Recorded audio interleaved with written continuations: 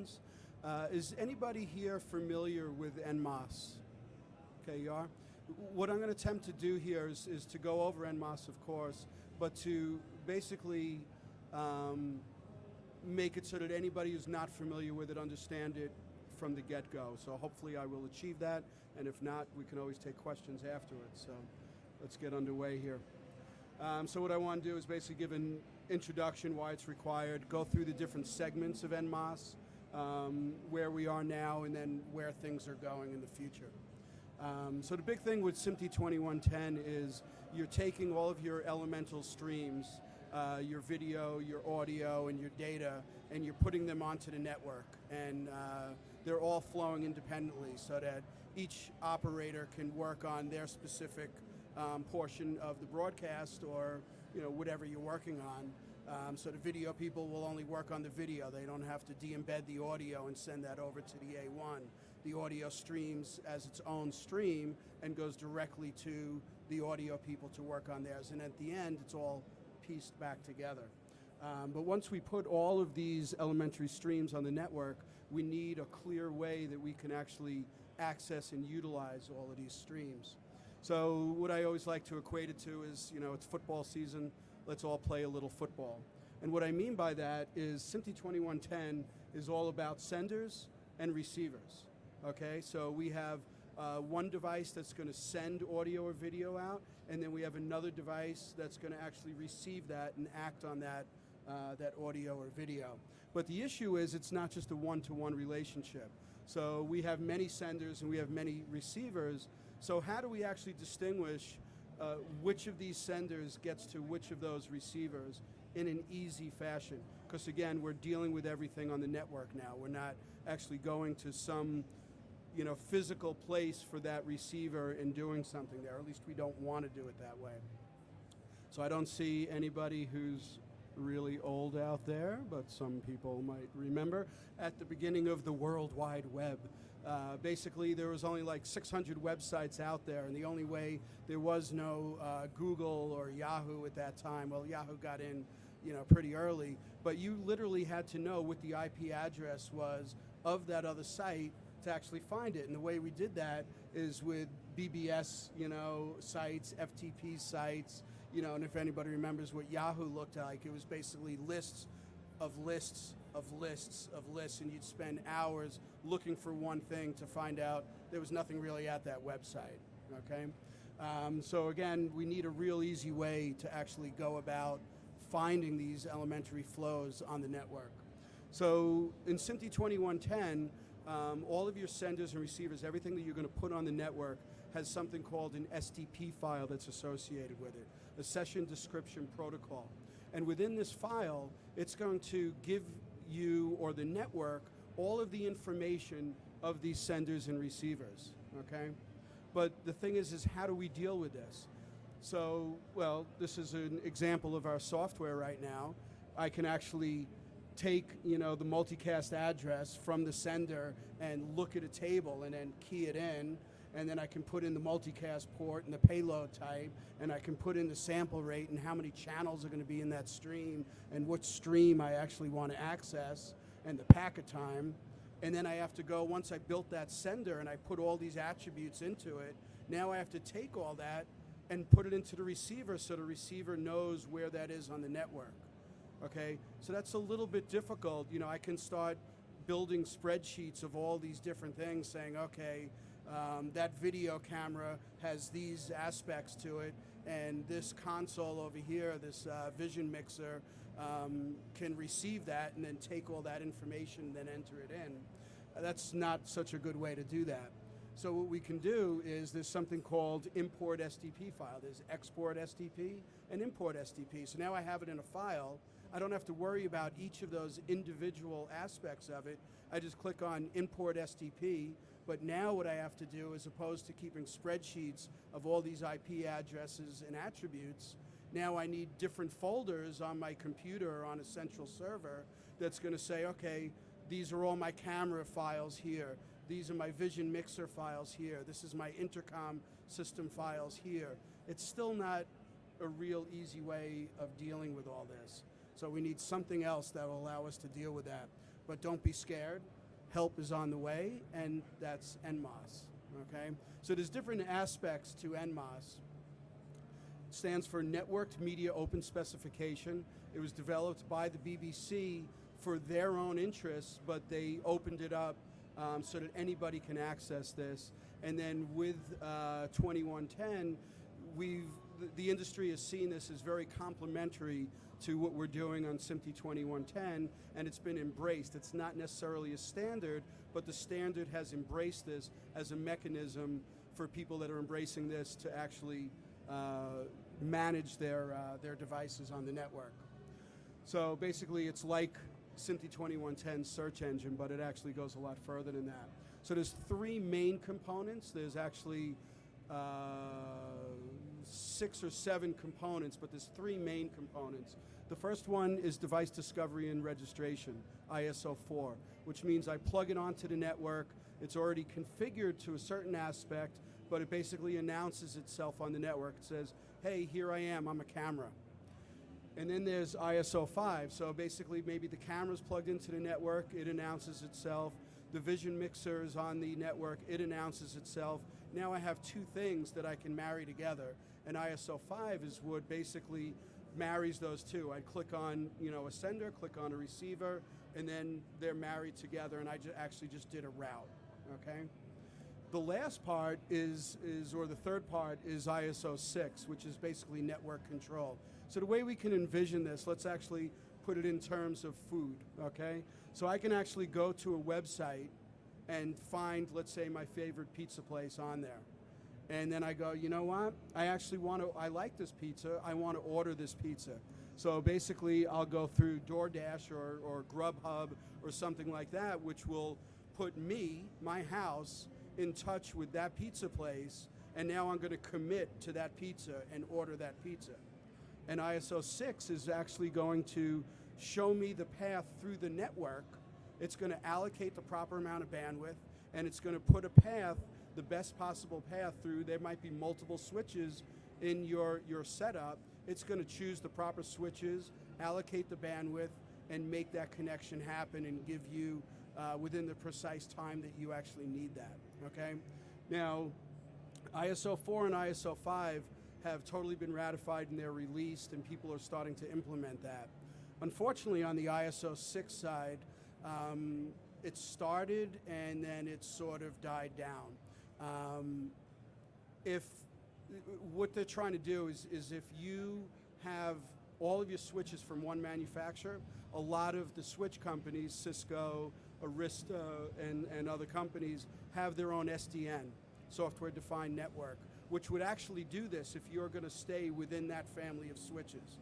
So it'll basically compute the proper pathway through those switches, allocate the bandwidth, but if I want to use it and I want to choose all the switches that are right for my infrastructure, and I use one switch from Arista and another switch from Cisco, there's no communication between those 2 switches to bridge those 2 so to make this happen. And that's where ISO 6 was going to come in. It was going to be a common API that these switch manufacturers can implement so that each switch can speak to another switch. There's also other third-party software. We had speeches from Nevion and some other companies that actually do provide this as an overarching control system. So there are mechanisms to do that now, but I did hear that a couple of the switch companies are going to start resurrecting ISO 6, okay? But it's not just about these 3 parts. But let's talk about how ISO 4 and 05 work before I go on to the other segments of NMOS.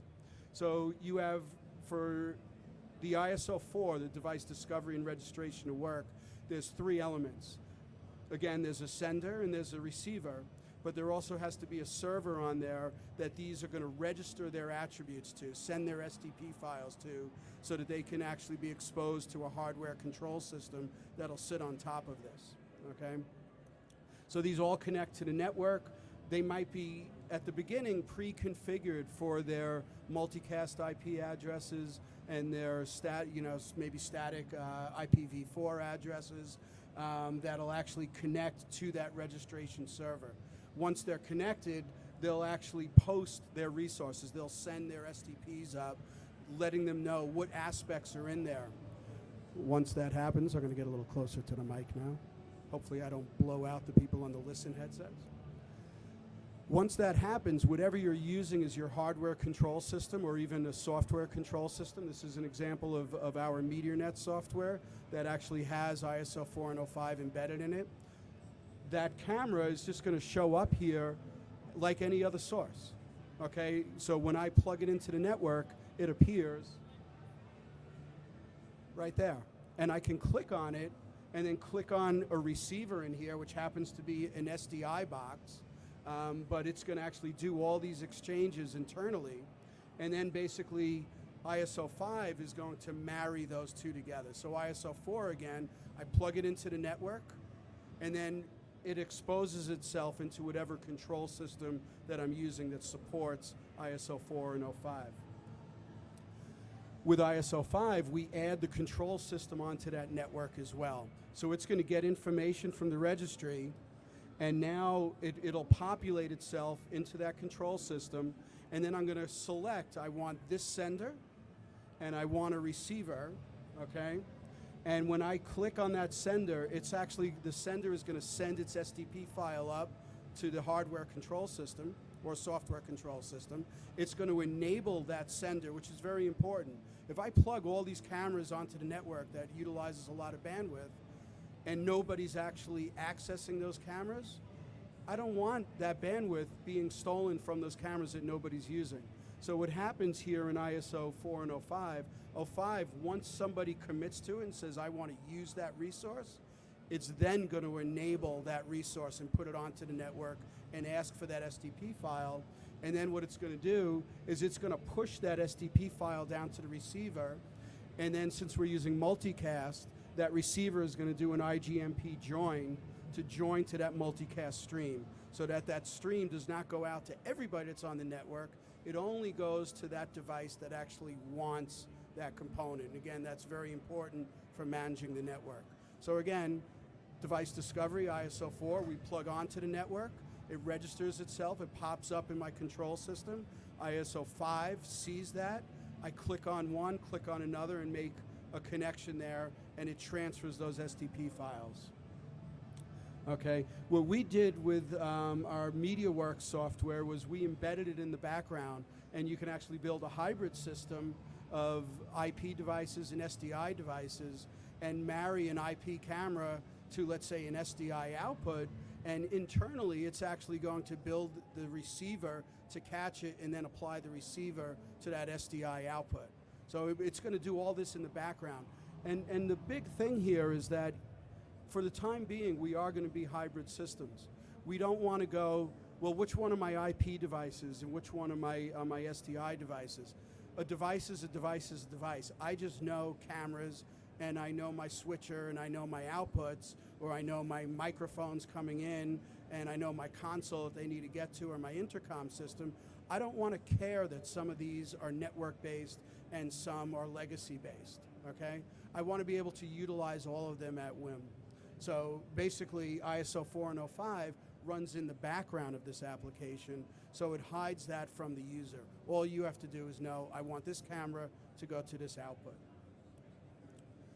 So there's other, as we start building this, we start seeing needs for other things. When we build a stream, let's say I want to build a stream of audio channels, and there might be 6 channels in that stream or an 8-channel stem.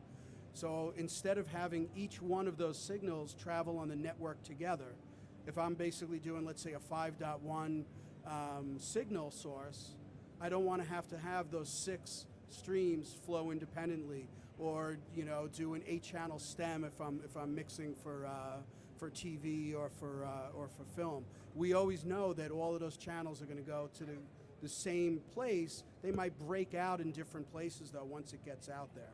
So what ISO 8 does is it actually handles the audio channel mapping.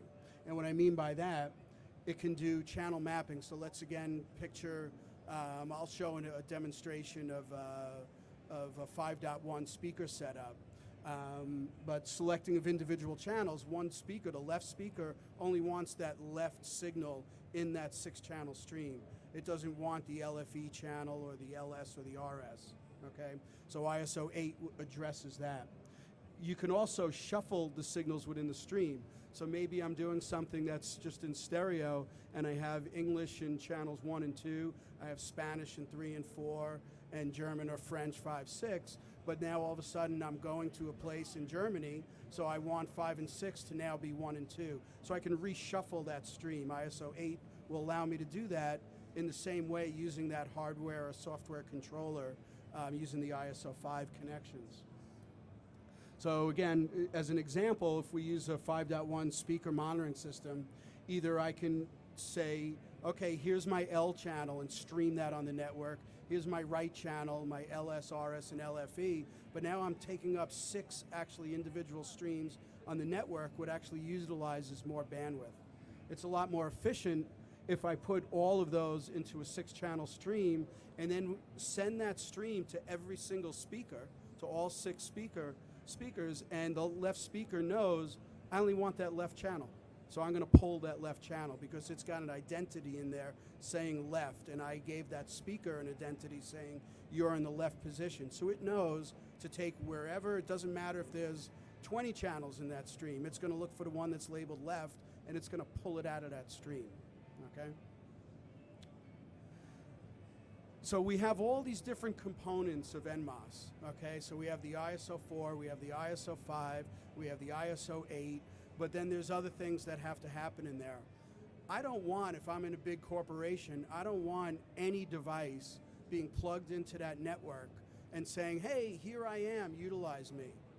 I only want the devices that I want to be put on that network. So we have to overlay some type of security on this. So there's something called TR1001, which is Technical Recommendation 1001, and that's like how a bill becomes a law, okay?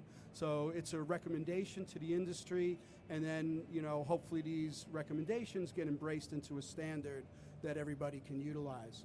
So there's 5 different sections. This basically started as something called full stack. So basically taking something from the beginning to the end and addressing every single thing it needs to do when it basically comes out of the box and when that signal starts to flow and it gets to where it's going. So the first part is the media transport at the top of that pyramid. That's where your elementary SMPTE 21 streams are.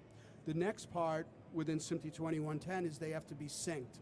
So that's the second portion, is having that PTP v2 SMPTE 2059-2 basically making sure that all those elementary streams are 100% in sync so we can do a live broadcast of these. The third part is what I was just talking about. That's the ISO 4, 05, and 08 NMOS areas, okay? But then we also want to be able to not have to take these things out of the box, plug in a computer on them, assign their IPv4 address, give it its multicast address. We want these things to happen automatically, where we set, at the beginning, we set a certain range of, let's say, IP addresses that we want to use and multicast addresses and different types of device names, and enter that into the network from the beginning. And then when I take a new device out and I plug it in, it basically automatically gets configured from the network. So that's where this configuration and monitoring occurs. And then the last part that we're working on now is there's a section called BCP 003 that actually handles all the security, so that if I take something out of the box and plug it in, but let's say it's a computer, I don't want that computer on there. I want my cameras on there. I want my vision mixes on there. It's going to block that. It actually needs to have some type of token that, you know, you think of HTTPS, so a secure connection on that network where it actually gets a token and then it knows I'm allowed to be here, okay? So all these different sections have to actually work together to actually make this easy, and that's being addressed in TR1001, which was called full stack. So it takes something from the beginning and brings it to the end. So again, the goal of that is how can I, as a consumer, as somebody who's in the studio, how do I buy 2 devices, open up the box, I don't touch one little thing about that other than plugging in the power supply and plugging in that network connection, and then have everything else taken care of on there, okay? And then also keep it secure that only the devices that I allow to go on there are actually getting on there, okay? So all of these have to work in tandem. So there's one other section that's coming in now, and that's called ISO7. ISO7 is for event and tally specification. So as we know, when we're doing something, we want an active camera that's going to actually get broadcast. We want an indication within our multi-viewer that that camera is indeed active. I want to always know what the active camera is and what's in my preview. And the way this happens is either through GPIOs or different tallies that are either on the network or manual connections. So now there's a section of NMOS that's actually addressing those tallies, but it actually goes a major step past that, where it actually has events. So when I choose a camera within my vision mixer, it basically sends, okay, I'm using this camera, it puts the UMDs there, it actually does an event. I selected it, that's the trigger of that event, and then I'm sending information out. But we can actually take that information and do other things with it and really start to grow on what the capabilities of ISO7 do. So let's take a look at different events. So there's been an addition to ISO4. In version 1.3, we added different event types in there. So you can have a Boolean event where it's an on or an off or a tally signal, as I mentioned before. We can send strings for that UMD to put it under the monitor, but we can also have descriptions, or we can say this device is going to have a certain color associated to it. So there's a lot of different metadata that we can assign to these different things. We can have different types of numbers. Is that number a temperature? Is it a gain on a microphone? Is it just an encoder value that's going to do maybe a balance control or something like that, or a color shading control?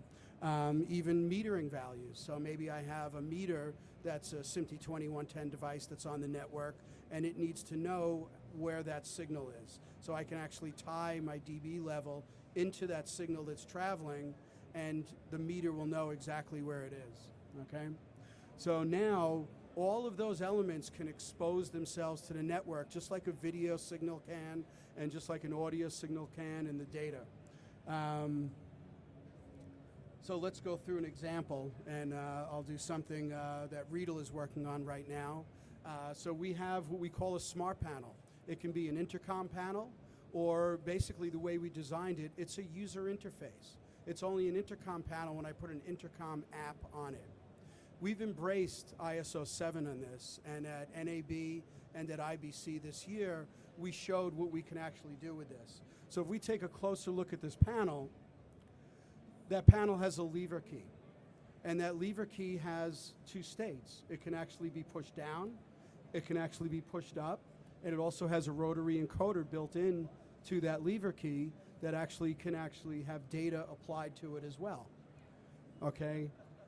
So what I could do is I could expose these elements of this panel using ISO4. Now they come into my hardware control or software control, and now I can take some other third-party control system that also embraces this API, and I can say, you know what? I have something that actually can be turned on or off.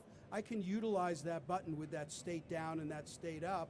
I'm actually going to do an ISO5 connection and take that key's parameters and map it to something within my control system, okay? So maybe you're using VSM, maybe you're using data miner, maybe you're using high control system, something like that, that wants to turn something on or off. And you don't want to actually pay for another controller that's on there. You want to utilize something that's already there and not add more space, take up more space within that work area. So basically you can streamline your workflow, okay? So we can connect these using ISO5 and then basically have any other third-party controller utilize somebody else's hardware control panel. So it really actually brings out and expands the capabilities of what we can do here. So through this, the big thing for end users is you want to be able to know, especially at the beginning of the rollout. We're still in, early stages, especially of the rollout of all this. We finalized a lot on the standards. A lot of stuff is still coming in to really shape what's going on. But what you want to do is you want to make sure that as you start implementing a 2110 ecosystem into your facility, is that you know that device A, device B, and device C have all been certified and that all have been proven to talk to each other. So with the Joint Task Force of Network Media, the JTNM, what we do is all these different manufacturers here get together and we do plug fests and we make sure that all of our, not just my device to this company's device, my device to all of these other companies' devices, and make sure that everybody can plug their devices in and make them work. Because if we can't do that, then people will end up making other decisions. Then the standard isn't truly embraced. So what we want to do is make sure that people are adhering to the standards properly so that when it gets down to you guys know that these devices will work together. So there were two programs. One is actually to vet the SMPTE 2110 devices and make sure, yes, this camera and this vision mixer can see signal. But what we've actually added is, or the industry, I guess I'm part of the industry, is there's also a certification for NMOS now. So we actually brought this in this year, and basically this certification can be found on the JTNM website. So the results has been posted, and I think if you go to the AIMS website, there's links there. Okay, so I think there's links there, and you can actually get a listing by manufacturer of what, which ones of their products have been certified for both 2110 use and NMOS use, okay? And before I finish, just for Riedel products, we have three main distinct product lines. The Medianet system, the Micron, which is basically all audio video, that has been certified on the ISO 405. Our Artist communication system it's been certified in our beta software, and we're going to be rolling out Director 8.0, where it will have NMOS ISO 405 and ISO 8. And then with our panel, we're actually looking at ISO 7 to bring in there as well. So as I showed you that example before, so you can tie third-party control systems in there. And Bolero basically will be actually utilizing the ISO 8, so you can actually do mapping of different, maybe we can put 6 signals. We have 6 buttons on our bell packs. We can put all those 6 signals into a single stream, send them to the bell pack, and it'll know exactly which button that it gets tied to, okay? So that's the whole suite of NMOS here as it exists now, and we're at the early numbers. There can be more things that come up within there. Does anybody have any questions on NMOS or any of the different parts of NMOS? Okay.